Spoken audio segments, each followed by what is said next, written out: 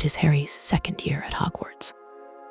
The first year was full of discoveries, new spells, new friendships, and the astonishing realization that the wizarding world existed at all. Now, returning to school, there is a different feeling. The castle is no longer quite so overwhelming. The classrooms are familiar. The path from dormitory to Great Hall can almost be walked with eyes closed. And yet, somewhere deep within the stone, an older, stranger story is stirring. We are not here to hurry toward danger. This is a sleep story, and so we approach the tale from a calmer angle. We allow ourselves to sketch the outline while lingering on atmosphere. We feel the weight of the castle's history, the sense that every stone remembers something. We picture long corridors lit by flickering torches, secret passageways whispered about by students, and the quiet murmuring of the portraits that watch over everything. Outside, the grounds are wide and varied. Rolling lawns, a glassy lake, a wild forest, and a small wooden hut where a gamekeeper lives. Inside, the castle is layered with countless rooms and spaces, each with its own character. In the time of the Chamber of Secrets, these places are alive with the energy of returning students. There is the clatter of trunks, the flurry of owls, and the laughter of friends sharing stories from their summer. Within this warm bustle, subtle changes take place. A rumor here, a strange occurrence there. Yet for now, as we begin, we stand at a greater distance. We look at the story not as a series of alarming moments, but as a tapestry of themes. The past reaching into the present, the question of who belongs, the steady courage required to face what is hidden. You may imagine yourself as one of the students, if you like. Perhaps you are in your second year as well, a little taller than before, your school robes fitting more naturally on your shoulders. You know the way from your common room to the Great Hall. You know which staircase likes to shift halfway up. You know that the portraits gossip, that the ghosts can be unexpectedly kind, and that the suits of armor sometimes creak to themselves when they think no one is listening. Harry and his friends walk these same corridors, their voices blending with countless others. You might pass them now and then, catching fragments of conversation, laughter, or puzzlement. But this story is as much about the school itself as about any single student. Hogwarts is the constant presence, the place that endures, the collection of towers and classrooms and courtyards in which all these smaller stories unfold. As we drift deeper into the night, think of the castle as a living thing. The very walls seem to breathe, exhaling warmth in common rooms and cool drafts in little-used passages. The stone floors remember the footsteps of centuries of students. The quiet library shelves hold textbooks, of course, but also histories and diaries and legends that most students never truly read. It is one of these legends that gives this chapter in the school's life its name. The legend of a secret chamber, hidden centuries ago, sealed and waiting. For some, it is only a story told to frighten first years. For others, it is something more. But we will not yet peer behind that door. For now, it is enough to know that the story exists, humming in the background, like a faint, low note beneath a familiar melody. Take a breath, slow and easy. Let your shoulders loosen. You are not required to solve mysteries tonight or battle anything at all. You are simply walking through a fictional school, safely distant, watching the lamplight flicker against stone and hearing, in your imagination, the soft rustle of robes along the hall. In this calm, unhurried way, we step gently into the world of Harry Potter and the Chamber of Secrets. not to race from crisis to crisis, but to savor the quiet details of a place that has captured so many imaginations, and to let those details carry you toward sleep. The best way to understand this era at Hogwarts is to take a slow, lingering tour. Imagine that you are drifting through its spaces like a benevolent ghost, unnoticed and untroubled, able to pause wherever you wish. We begin in the Great Hall, the heart of the school's daily rhythm. In the mornings, the ceiling reflects the pale light of dawn. Outside, the sky may be streaked with soft pink and gold, or heavy with low clouds, but inside, everything feels sheltered and warm. 4 long house tables stretch the length of the hall, and at the front, the staff table waits, chairs ready for the teachers. Second years know this hall well by now. They know which end of the table they prefer, which friends will save them a seat, and how the owls sweep in at breakfast, wings stirring the hair of unsuspecting students as they deliver letters and packages. During this Chamber of Secrets period, breakfast is a time of ordinary conversation, complaints about homework, retellings of summer adventures, and only the faintest hints of the unease that will later grow louder. Near the doors, candles float in midair, their tiny flames steady and calm. They cast a gentle glow on the plates and goblets laid out at each place. When the food appears porridge, toast, eggs, fruit, it does so with a quiet, familiar magic. Second years scarcely marvel at it anymore. They accept the enchanted meal with the comfortable nonchalance of students who have seen this every day for an entire year. As the day unfolds, we drift away from the Great Hall.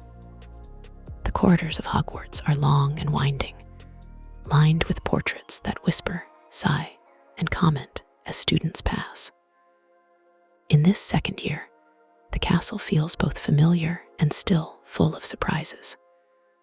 Even those who think they know every shortcut will occasionally open a door expecting a staircase and find instead a broom cupboard, or a room of old desks, or a stone wall where a passage used to be. At one turn, you pass a painting of a knight polishing his sword. He glances up, gives a curt nod, then returns to his task.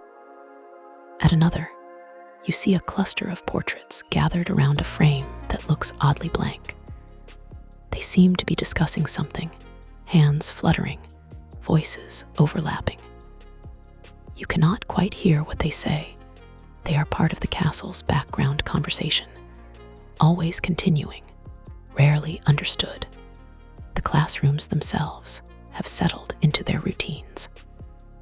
In a stone-walled room lined with shelves, potions' ingredients sit in neatly labeled jars, their contents still and silent, occasionally catching the light in a dull shimmer. Down in the dungeons, the air is cooler.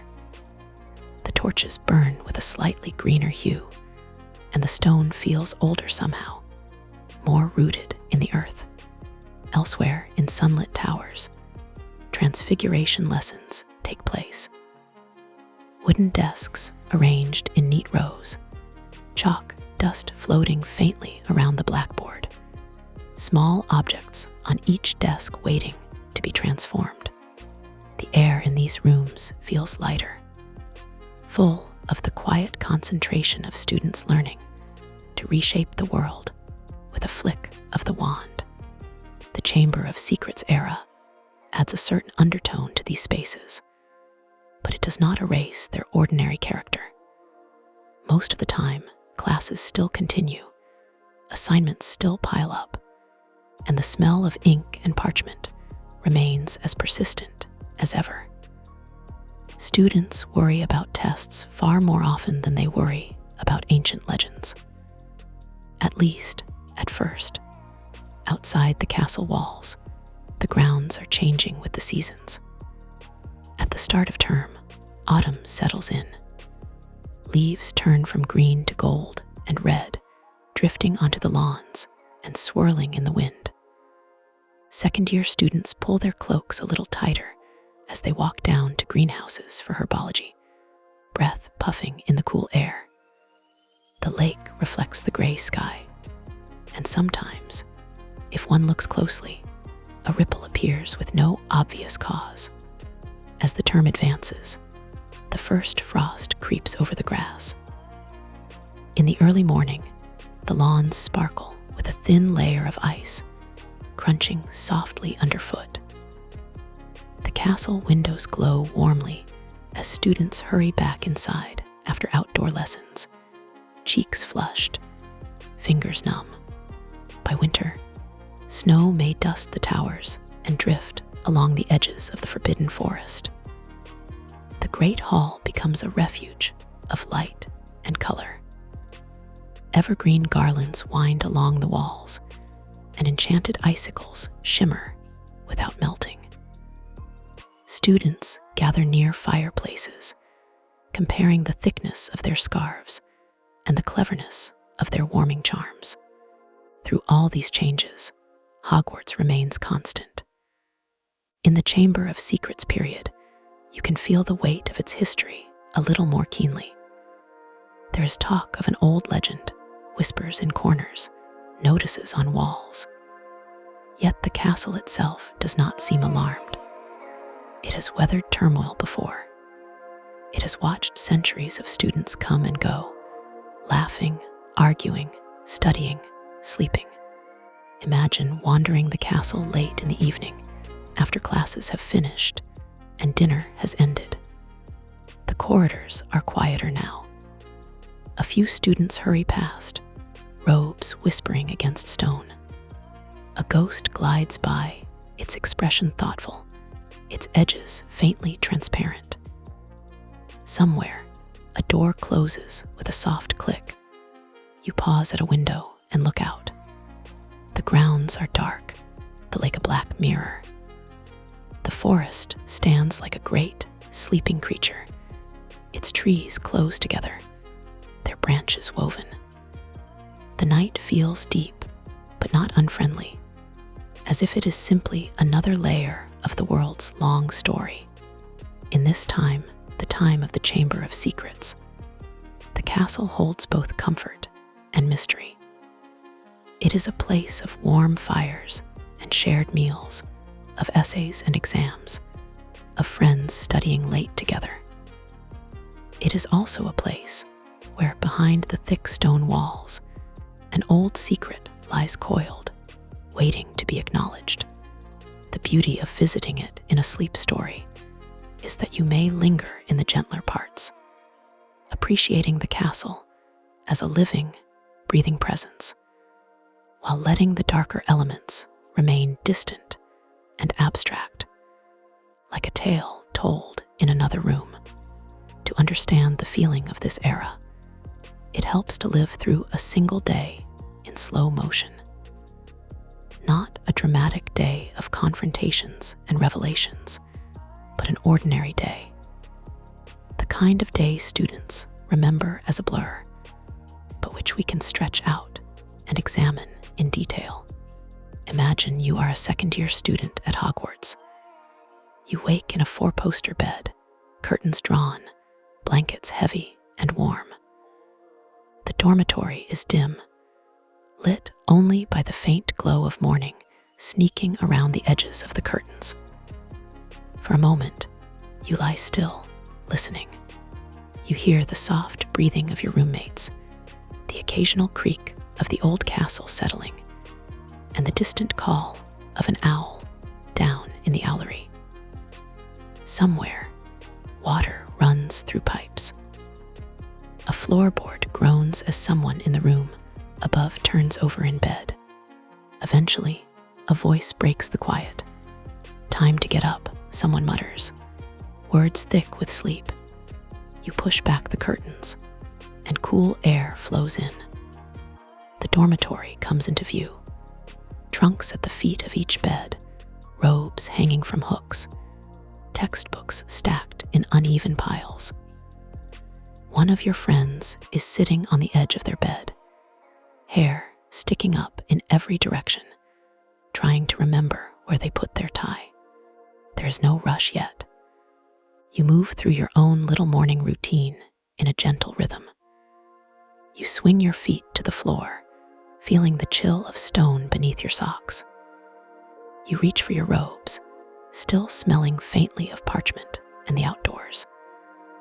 You dress by habit, fastening buttons, smoothing out creases, adjusting your house crest so it sits just right. The conversation in the dormitory is low and familiar.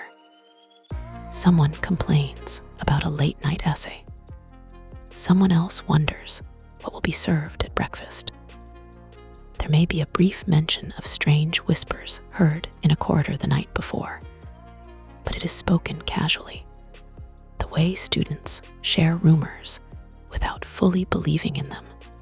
When you are ready, you and your friends head down to the common room. Each house's common room has its own mood. One is filled with deep red upholstery and soft armchairs clustered around a crackling fire. Another has a bright, airy feel, with tall windows that look out over the mountains. A third is snug and earthy near the kitchens, full of round furniture and potted plants. Yet another seems lit from below, the light of the lake shimmering greenly on the ceiling. Your house's room is simply home. You know which armchair is the most comfortable, which table is best for late-night studying, which corner is favored by the chess players. This morning, a few students are already up, finishing homework, flipping through textbooks, or hurrying toward the door. You and your friends step out into the corridor and join the stream of students heading toward the Great Hall. The air smells faintly of toast and tea already. The chatter around you is a comforting background noise. Talk of Quidditch practice, gossip about the new defense against the dark arts teacher, speculation about whether today's potions lesson will involve anything that might explode. Breakfast in the Great Hall is a pleasant blur of clinking cutlery and rustling newspapers. You sit at your house table, reaching for toast, while listening to a friend explain a dream they had about failing every exam. Owls swoop overhead, dropping letters into laps. Somewhere along the table, someone gives a startled yelp as a parcel lands in their porridge.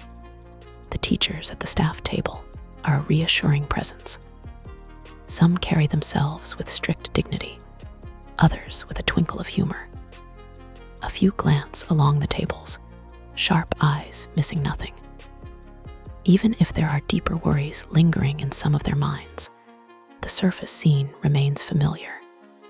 Students eating, teachers supervising, daylight slowly brightening through enchanted windows.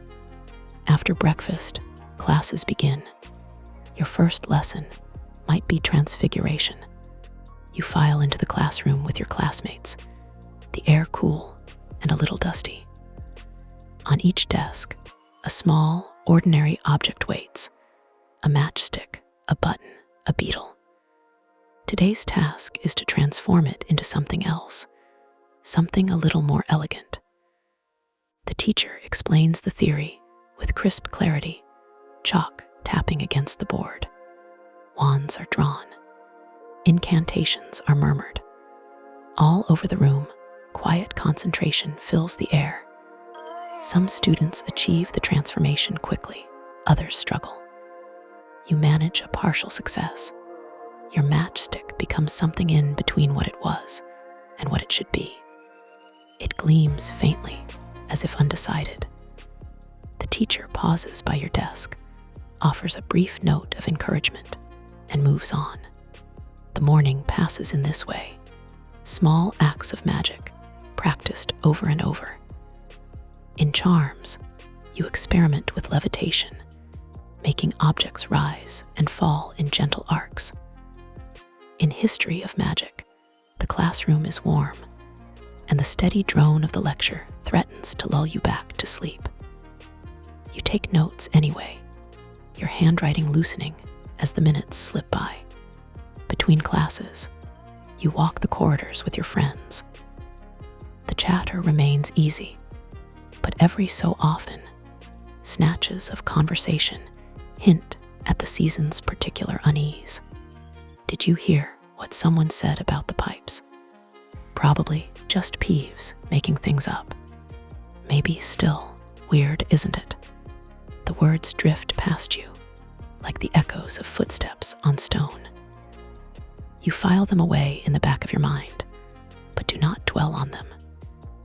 There is still homework waiting, and a quiz in herbology, and a letter from home you keep meaning to reread. At lunch, the great hall fills again. This time, the ceiling shows a sky crossed with drifting clouds. Platters of food appear, soups and sandwiches, roasted vegetables, a few tempting desserts. You eat, talk, and laugh, energy briefly replenished before the afternoon's lessons. In the afternoon, perhaps you have care of magical creatures or another subject that takes you outside. The air is crisp, the grass slightly damp beneath your shoes. The gamekeeper's hut stands solid at the edge of the forest. You listen as the lesson unfolds from a safe distance, intrigued by the creatures that live near the grounds. By late afternoon, classes draw to a close. You return to your common room with a stack of books and a list of assignments.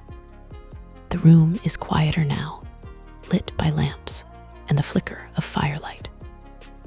Chairs and sofas are already occupied by students bent over parchment, quills scratching steadily. You find a spot at a table and spread out your work. Homework at Hogwarts in this era is a mixture of the familiar and the fantastical. You might be asked to write an essay on the uses of a certain magical plant, or to memorize the proper wand movement for a charm, or to summarize an old wizard's theory of transfiguration. You chip away at the tasks, occasionally pausing to ask a friend a question or to share a small joke. As evening deepens, the common room atmosphere shifts. Some students finish their work and drift toward games or conversation.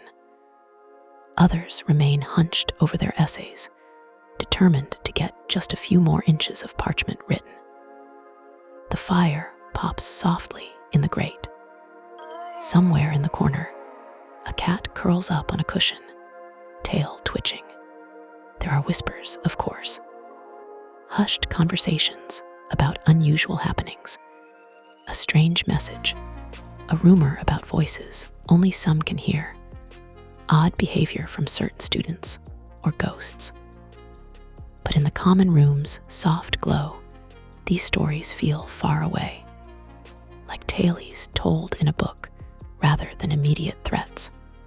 Eventually, sleepiness begins to settle on your shoulders.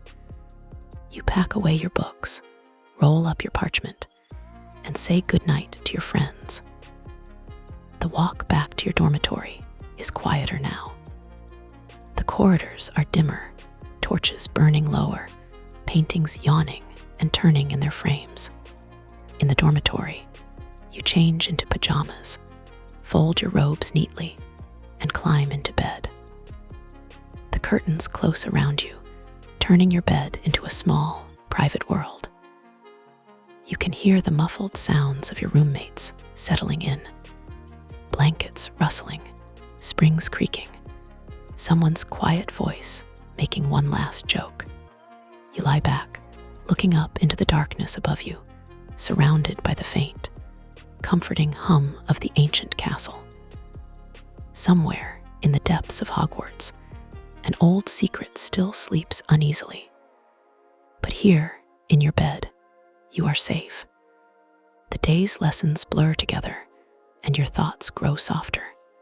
As you drift toward sleep, you know that tomorrow will bring more classes, more small surprises, and perhaps more whispers about the chamber. But for now, it is enough that you are warm and tired and held gently within the walls of a school that has stood for centuries. Every old building has its stories. Some are simple, tales of former occupants, lost keys, secret passageways. Others grow more elaborate over time, embellished by each generation, until they become something more like myth than memory.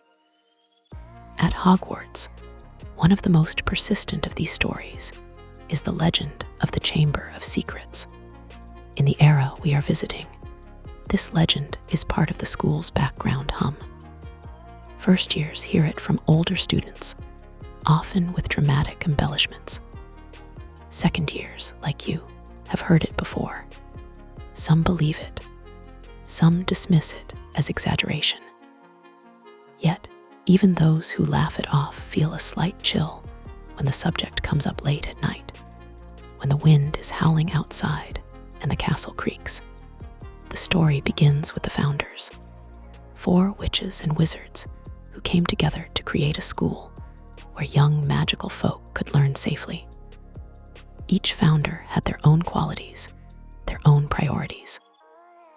One valued courage, another intelligence, another loyalty and patience, another ambition and resourcefulness. Together, they built a place where students of many backgrounds could study side by side. But unity is rarely perfect. According to the legend, one founder, Salazar Slytherin, grew increasingly concerned about who should be allowed to learn within the school's walls. He believed that magical ability should be tied to magical ancestry, and that those born to non-magical families were, at best, suspect. In time, this disagreement deepened into conflict. While the other founders wanted Hogwarts to be a haven for all magically gifted children, regardless of their parents, Slytherin is said to have clung to his belief in purity of blood.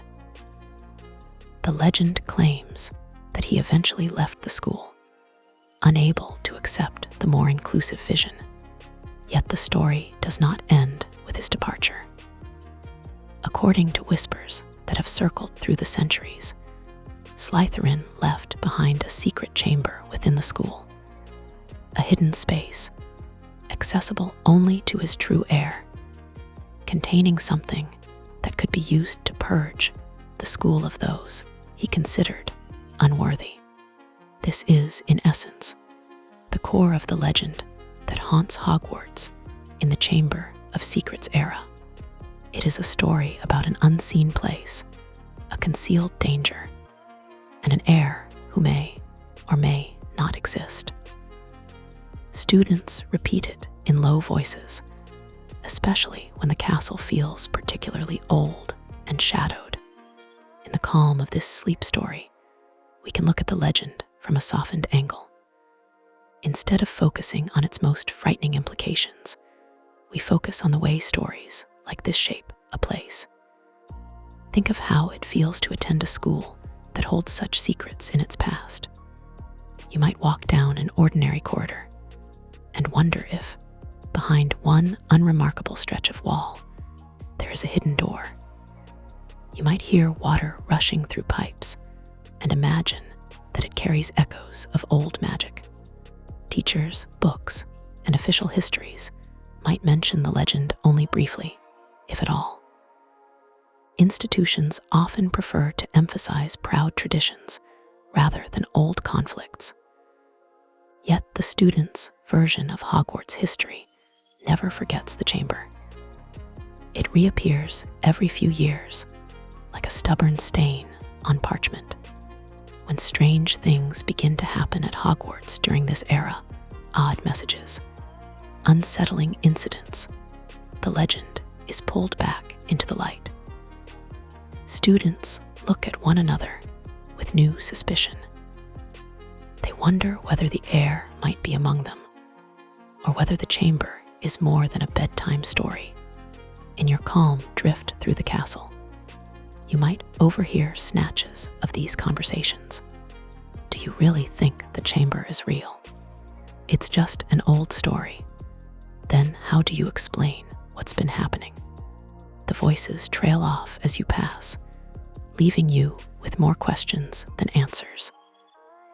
But in this gentle retelling, the questions are not urgent. They are something to ponder lazily, the way one considers a riddle without needing to solve it immediately. You might imagine the chamber itself, not in sharp detail, but as a vague, distant idea. A place deep within the castle, carved out of stone, filled with echoes of Slytherin's ideals. It is said to be guarded by something dangerous, something tied to his beliefs about blood and worthiness.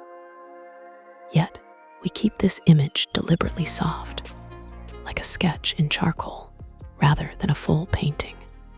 The real weight of the legend lies not in any one creature or trap, but in what it reveals about the school's history.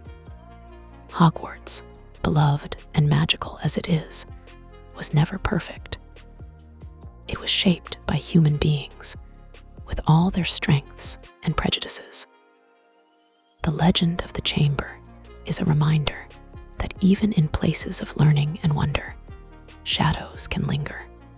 For some students, especially those from non-magical families, this legend is more than a story. It can feel like a thread of hostility woven through the school stone. Even if the chamber were never opened, the fact that such a place might exist, created by a founder who disliked people like them, can be unsettling. And yet, the castle is not defined solely by this old bitterness. Every year, new students arrive, bringing new friendships, new jokes, new acts of kindness. The legend may loom in the background, but in the foreground, life continues. Homework, Quidditch matches, shared meals, late-night talks in common rooms.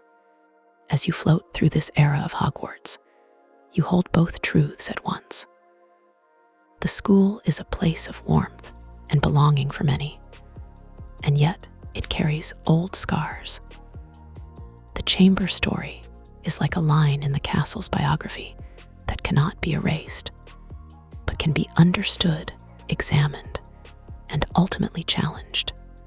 In this gentle examination, there is no need for you to feel afraid. You are not standing at the threshold of the chamber.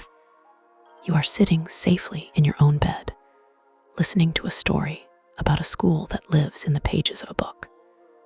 The legend may be dark, but here it is softened by distance, by the awareness that it is fiction, and by the comforting knowledge that, in the story itself, young people will stand against the old prejudice and choose loyalty and friendship instead. You can imagine closing a heavy history book now, the page about the chamber marked quietly. The story exists, but it is one chapter among many in the long, long life of Hogwarts. If the legend of the Chamber of Secrets is the shadow in the background of this era, the foreground is filled with faces. The faces of students from many different backgrounds, all trying to find their place within the castle walls. Consider, for a moment, a Muggle-born student in their second year. They grew up in a home where magic was something from fairy tales, not family history. Their first letter from Hogwarts was a miracle, a disruption of everything they thought they knew about the world. Now, in their second year, they walk the corridors with a little more confidence, but there are still moments when they feel out of place. They might sit in the common room and listen as pure-blood classmates casually reference old wizarding families, famous ancestors, and childhood memories of broomsticks and toy cauldrons.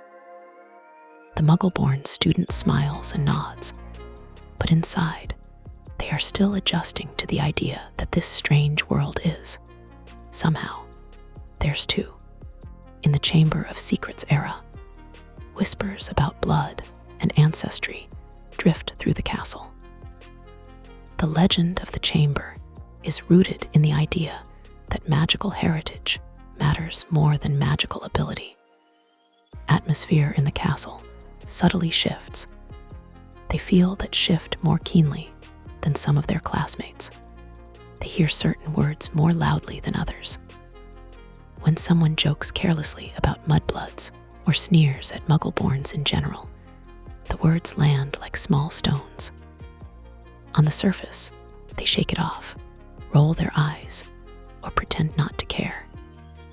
Inside, though, they may feel a familiar tightening in the chest, the echo of every time they have been told they do not quite belong, whether in the non-magical world, where their powers are a mystery, or here, where their ancestry is questioned.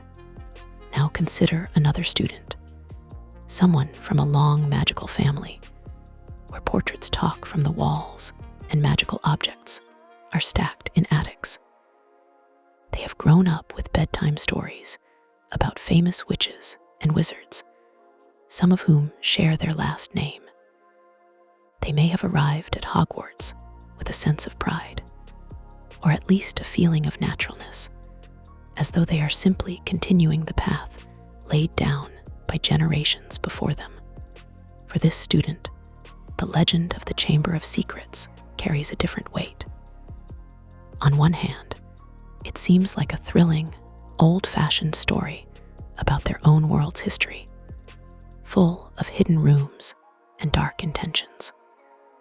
On the other, it forces them to look more closely at the beliefs held by some of their ancestors. When they hear about Slytherin's obsession with blood purity, they may recognize strains of that thinking in comments they have heard at home. Perhaps they remember an elderly relative making an offhand remark about proper wizarding families, or questioning the presence of Muggle-born students at Hogwarts. When strange things begin to happen at school in this era, this student might feel a quiet discomfort, a realization that the prejudices in the legend are not entirely gone. They may begin to wonder where they stand, what parts of their heritage they want to keep, and what parts they are ready to question. Then there is the student who feels caught somewhere in the middle. Maybe one parent is magical and the other is not. Maybe their family has always lived on the edges between two worlds. For them, the labels and categories, so fiercely debated by others, feel oddly fragile, as if they crumble when examined too closely. They know that love and loyalty do not follow neat bloodlines. They may roll their eyes at pureblood pride, and yet, at the same time, feel a sting when they sense that others are measuring them quietly against these artificial standards. In the Chamber of Secrets period, Hogwarts is full of such students, each carrying their own private thoughts about belonging. The school's routines go on lessons and meals and exams, but the question of who deserves to be there hums underneath it all, like a low note in the castle's music. In the common rooms, these questions rise and fall like the embers in the fireplace. A group of friends might start by discussing a strange message found on a wall, then slide into a debate about whether blood status matters. One student shrugs and says it is all nonsense, that talent and kindness are what count. Another hesitates, repeating something they have heard at home. A third sits quietly, listening, feeling every word like a weight. Out in the corridors, you might see a Muggle-born student studying a notice board with slightly tightened shoulders, wondering if some unseen threat is aimed specifically at them. You might see a pure-blood student looking guilty or defensive when conversations turn to Slytherin and his ideals. You might see friendships tested as people realize they have grown up with different stories about who belongs in the magical world. Yet, alongside this tension, there are countless small acts that push back against exclusion. A student stands up for a friend when someone makes a cruel comment. Another offers to walk a nervous classmate back to their dormitory after dark. Study groups form that ignore blood status entirely, focusing instead on shared confusion over a tricky spell or a dense chapter in a textbook. Teachers, too, play their part, sometimes with direct words, sometimes simply by treating all their students with the same steady expectation and care. A professor who praises a Muggle-born student's work in front of the class sends a quiet message: your mind matters here. Another who refuses to tolerate slurs or insults in their classroom makes it clear that old prejudices have no rightful place in a school dedicated to learning. In this sleep story, we can linger on these everyday acts of inclusion. We can imagine the moment when a student nervously admits they are from a non-magical family, only to find that their friends shrug and say, "So what?" We can picture the warm relief that follows, the sense of shoulders unknotting, of breath coming more easily. Belonging at Hogwarts, especially in the Chamber of Secrets era, is not something granted once and for all by ancestry or reputation. It is an ongoing conversation, shaped by the choices students and teachers make each day. The legend of the chamber tries to assert a narrow definition of who should be allowed within the castle walls. The lived reality of most students quietly contradicts that definition through friendships, study sessions, laughter, and the simple fact of sharing space. You might picture a scene in the library. Students from many backgrounds huddled over the same table, parchment spread out, ink bottles between them. Someone from a proud magical family leans over to explain a difficult concept to a friend whose parents would not know a wand from a walking stick. The friend listens, nods, and then, a little later, offers help in return on a subject they understand better. In this small exchange, the legend's harsh divisions soften and blur. The Chamber of Secrets story, at its core, is about who gets to belong. It raises old, uncomfortable beliefs so that they can be challenged.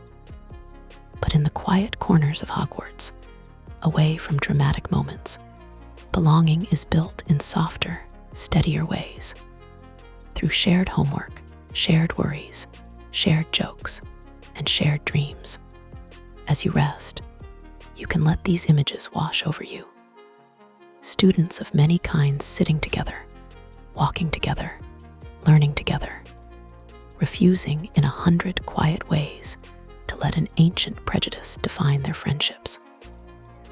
The question of belonging is not fully resolved. Such questions rarely are. But each act of inclusion nudges the story in a kinder direction. You are invited, as you listen, to feel that same sense of belonging.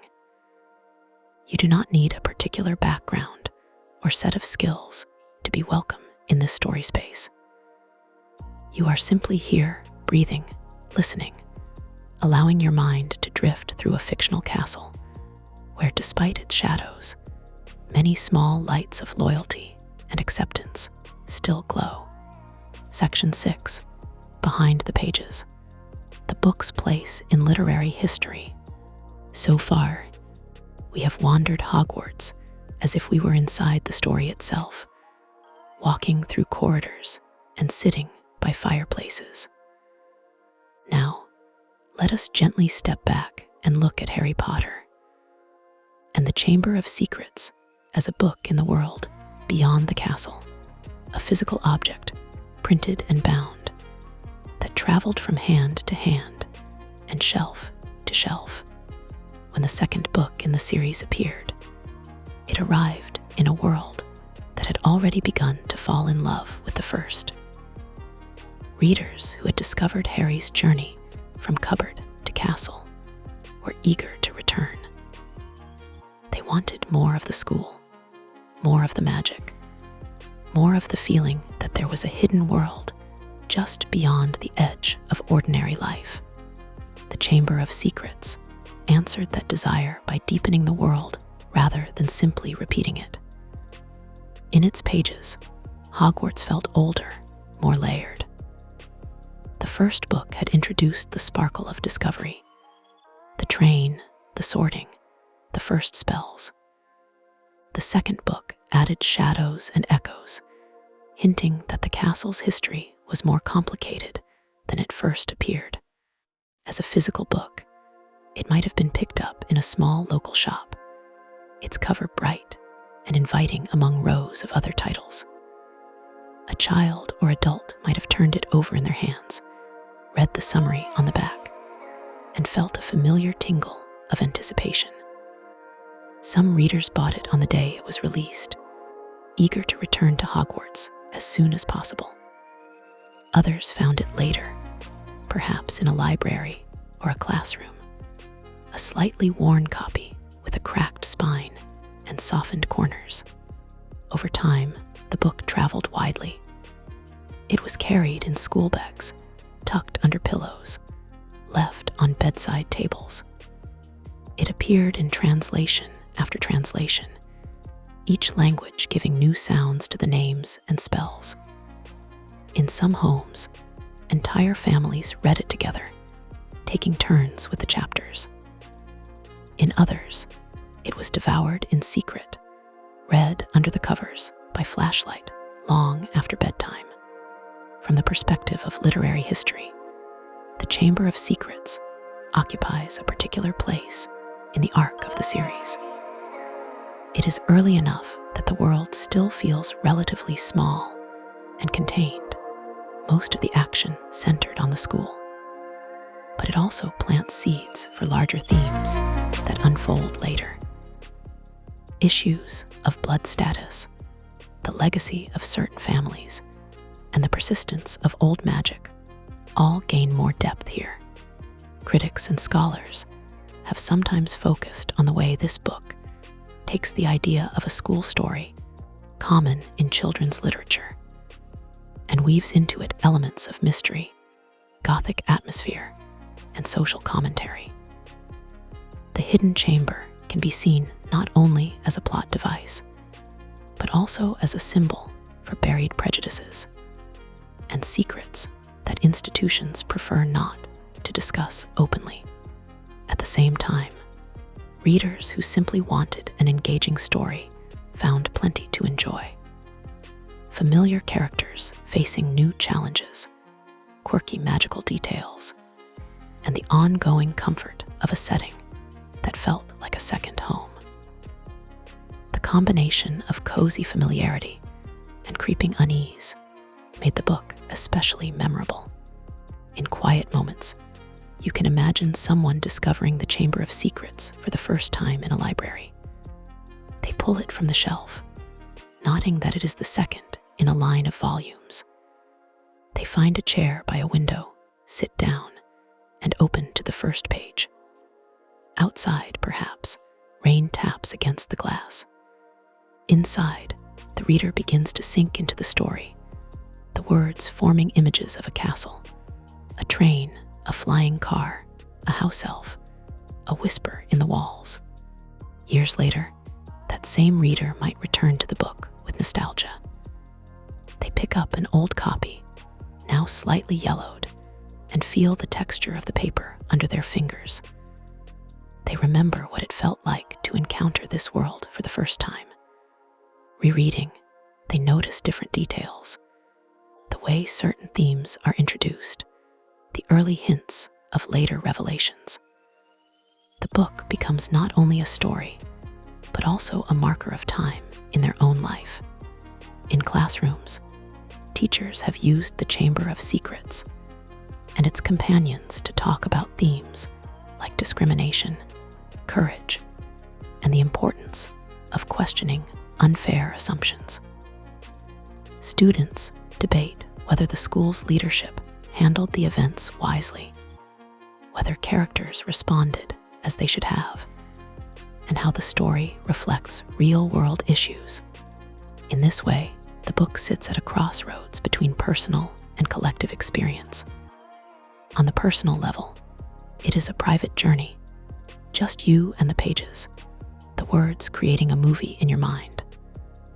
On the collective level, it is a shared cultural touchstone. People from different countries and backgrounds can say the Chamber of Secrets and immediately conjure similar images. A castle, a mysterious message, a snake, a diary. For our purposes, as we lie here in the quiet, it is soothing to remember that behind all the moving staircases and whispered legends lies something very simple. Ink on paper, carefully arranged by an author who once sat at a desk and imagined it all. The grand, Gothic hallways of Hogwarts, the tension of the legend, the comfort of the common rooms, all of it began as words on a page. If you picture the book resting on a shelf now, it is just one volume among many, its spine perhaps a little faded. Yet within it, the castle still waits, ready to be entered again by any reader who opens the cover. In a sense, literary history is made up of countless such doors, books that open onto worlds, some grand, some small, each leaving a trail of memories behind them.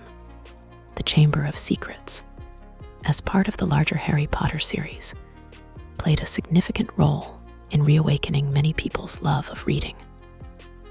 Children who had struggled to finish books found themselves turning page after page, eager to know what happened next.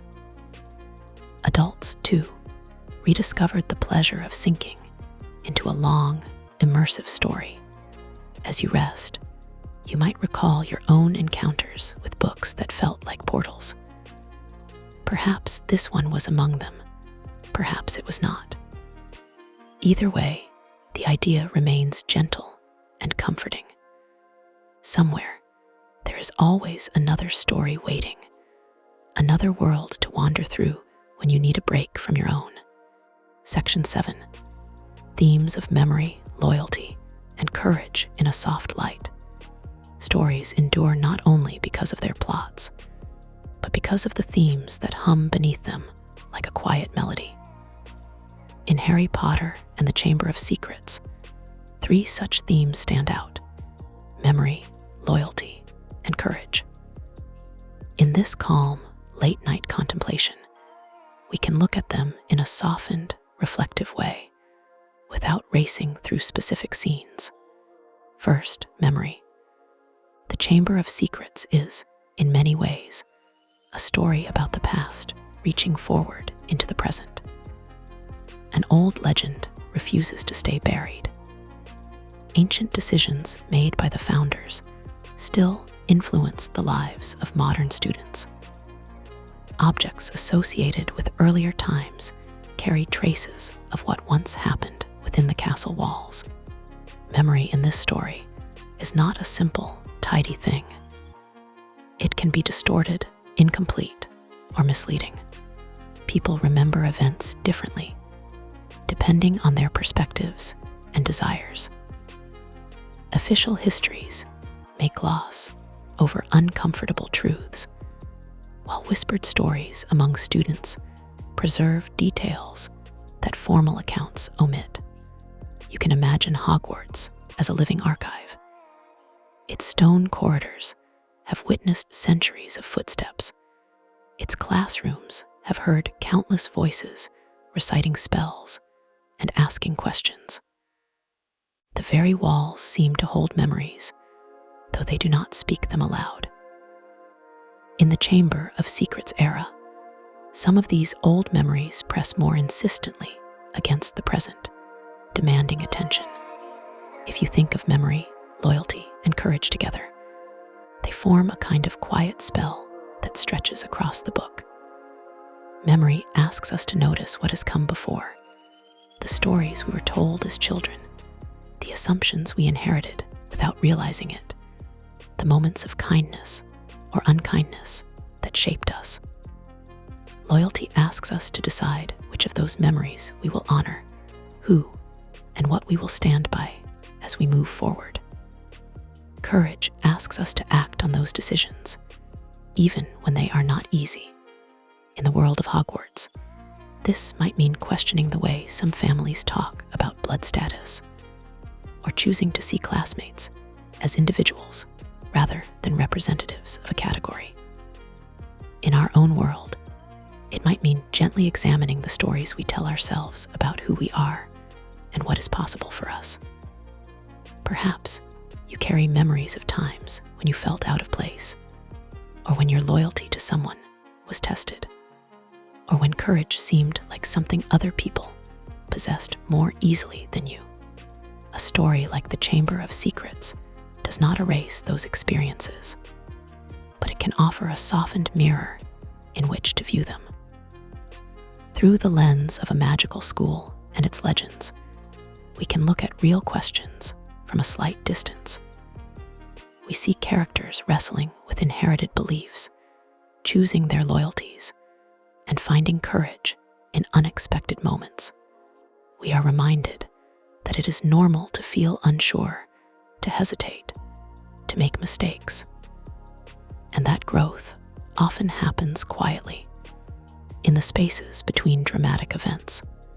You might remember a time when you changed your mind about something important, when new information or a conversation with someone you trusted shifted your perspective. That, too, is a kind of courage, the willingness to let old certainties soften, to revise the stories you tell yourself about the world.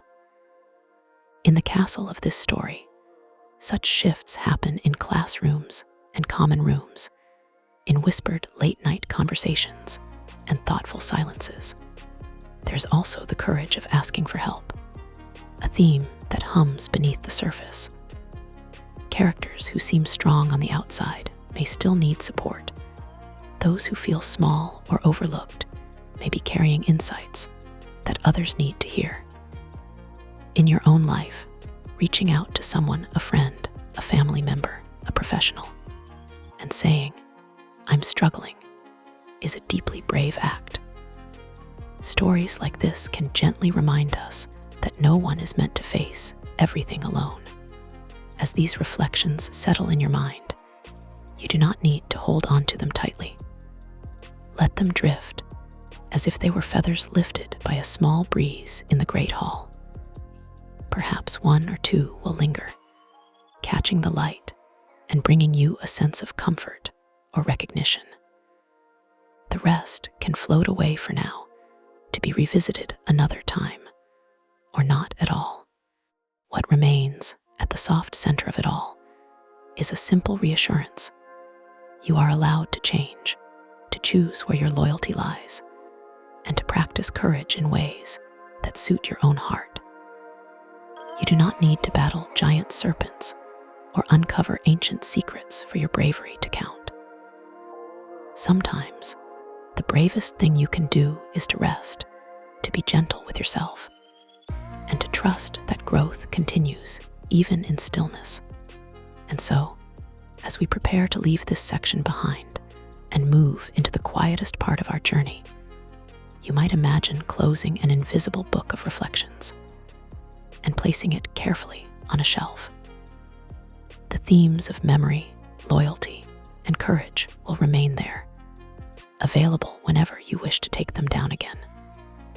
For now, you can simply let the shelf fade from view, replaced by the image of a dark, peaceful castle settling into sleep.